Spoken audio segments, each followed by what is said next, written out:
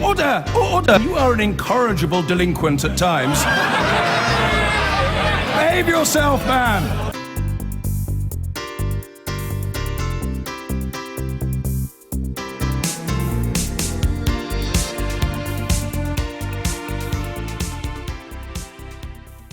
Now, ending domestic violence against women is a priority for the government, but is there enough attention being paid to male victims? The number of women convicted of domestic abuse has more than quadrupled in the past 10 years, and the former editor of Loaded magazine, Martin Daubney, thinks something needs to be done. Here's his soapbox.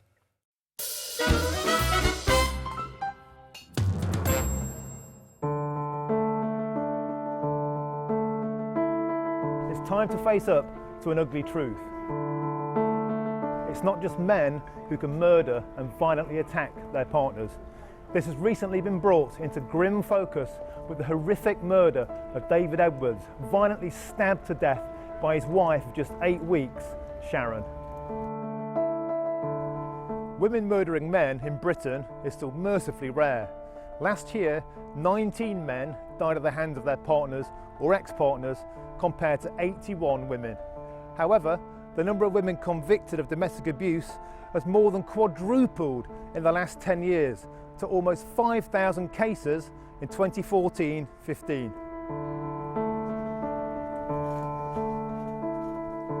Indeed, according to the male domestic violence charity, the Mankind Initiative, for every 3 people who suffer domestic abuse, 2 will be female and 1 will be male.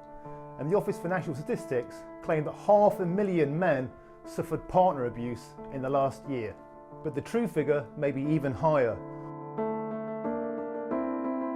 While more women suffer partner abuse than men in Britain, the Mankind Initiative estimate that only 10% of men even tell the police, as opposed to 26% of women. Such statistics shatter the false narratives that only women get battered, men are never victims, and women never attack.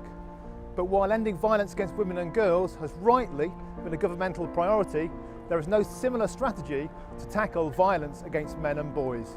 Do these 500,000 battered men and murdered men like David Edwards not matter solely because they had the bad fortune to be born male?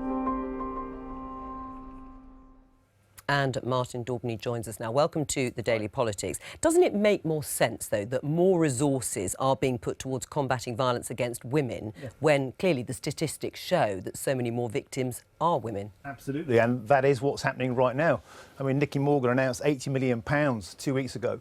Additional funds to combat violence against women and girls, which is amazing. Now, that piece of strategy, I think, is one of the best pieces of legislation in living memory. It's an awesome piece of government, and I think, you know, it just doesn't include men and boys. That's the point of my film. It directly doesn't include men and boys because it was formed to combat violence against women and girls. So at the moment, these men kind of don't have a voice and they don't have anywhere to go, and there's certainly not the funding to do this. This place, I was like yesterday, the Mankind Initiative, it needs 45 grand to keep its phone lines open, and it can't get the money. Right, well, why doesn't it include an issue? Because clearly the figures also show that men are the victims of either domestic or partner abuse.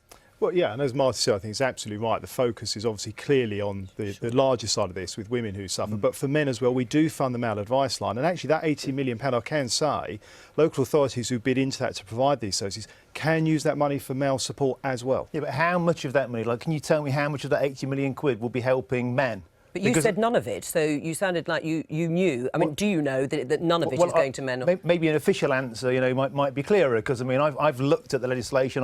I think it's nothing, but I'd like to know if it's nothing. No, it's the money. But local authorities actually derive this work locally. But they it would will be their use that decision money. then. Be for local authorities to look at what they need in their area, so they can use it for support for men as well. Which means they could make the decision not to use it. But we do also support the male advice line. Right. The problem is that hostels for women and children are closing. I think 34 have closed in the last few years. I'm a patron of Leeds Women's Aid, and you know, I know that in Leeds, the hostels there are for women are being turned away every day. But there are still because there aren't. So the problem is local authorities have got a reducing budget. True. Women's hostels are closing. So I agree there needs to be more but there are money still to support men and women. there are still 4,000 refuge places to protect, and rightly so, to protect abused women. But there are 25 for men. But you wouldn't want to take away, would you, Absolutely the money and never. resources No, that are being And the going point to is the women? women's ones are closing, and that's why I guess it's hard then to you- councils to fund yours as well. You're trying to raise awareness, obviously. I mean, do you think that part of the problem is that men,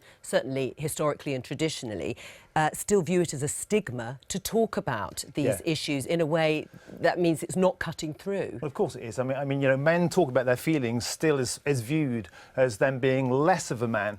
But what I want to say is that, you know, strong men reach out for help because, you know, you can't sort of just die in silence. And what I want to do is to get the message across that yesterday I found out that it's women calling these helplines for men because the men still feel the stigma and the shame. It's mothers, daughters, sisters, girlfriends, because the men feel disenfranchised and disempowered. But more than that, when you talk about this issue on the streets of Taunton yesterday, I'm here making a movie about domestic violence against men, the women I told that were laughing. It's still seen as some sort of joke. It's like, it doesn't really exist, and when it is, we'll sweep it under the carpet. It's like domestic violence against women in the 1970s. Right, it's so almost like we're in this state of denial. It's time to face up to it. Do you think you're the right person to actually be sort of campaigning on this? People might say, well, you know, it's all right, he used to edit a lad's mag. Sure. You know, is he a man who's just resentful? I'm not saying this is Absolutely true, obviously, not. that, you know, that people are finally paying attention, as you say, to the much larger problem of the abuse that women face, and there are more of them. And it will finally get to men, but perhaps not through people like you. Of course, look, anybody that has the voice is somebody. You know, it's easy to shoot the messenger. I want people to listen to the message, and mainly men. Men listen to me because of my dubious heritage, OK? You know, young men, lads, listen to people like me, not to politicians. You know, they if they're told by men they kind of admire, or at least they listen to, that it's OK to talk out, I don't care if I get the flack. I just want these men to pick up the phone and get help. Right. Well, Rachel, do you think it is an issue that needs to be addressed, as well as, of course, the issue about domestic violence towards women? Yes, absolutely. And, you know, and I pay tribute to you to speaking out about these things because, you know, you're right that people used to brush domestic violence against women under the carpet and just say, you know, oh, you know, like it's just like, you know, normal to, That's right. you know, and acceptable. And you won't do it again. Either. No, it was always because he wouldn't do it again. Yeah, or like, you know, he's had a difficult day at work or he's had a few too many drinks, but, you know, he loves you really and you don't want to leave, do you? End it there because we've just... thank you very much for that. Thanks for that. Very interesting. Thank you. I've been getting